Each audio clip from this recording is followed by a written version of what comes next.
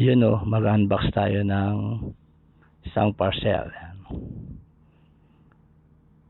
So, umorder pala ako ng isang muffler.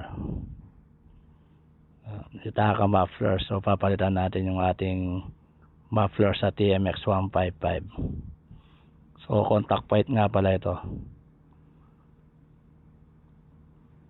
Yan ang kakalagay natin yung ating lumang muffler.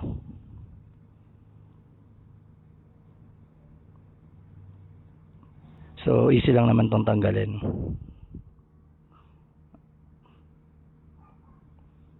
Yung mga tornilyo lang ang ating babaklasin para tuluyan ang matanggal yung ating old na tambucho.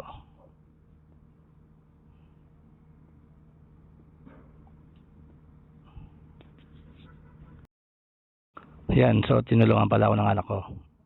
Siya ay nasa kabilang side ng ating motor.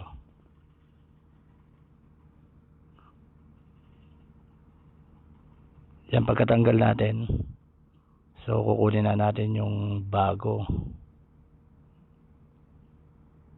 bili natin na Yutaka muffler. Yan. So yung lalagay muna natin yung mga gasket, yung mga tornilyo bago natin isalpak sa ating motor. Yan.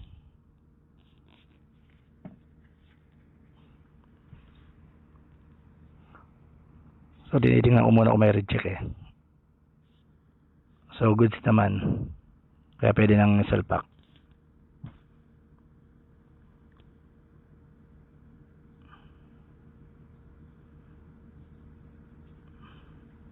Kung paano natin tinanggal yung luma, ganun rin natin kakabit yung bago.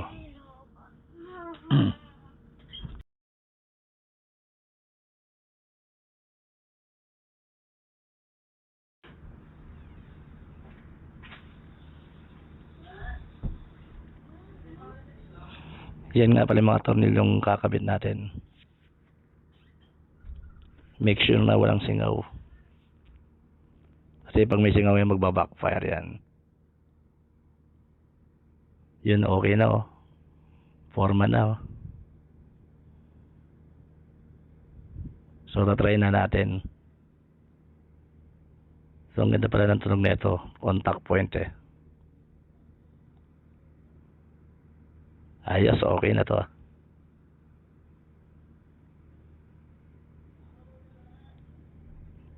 Yun, isa pa tayong takbo.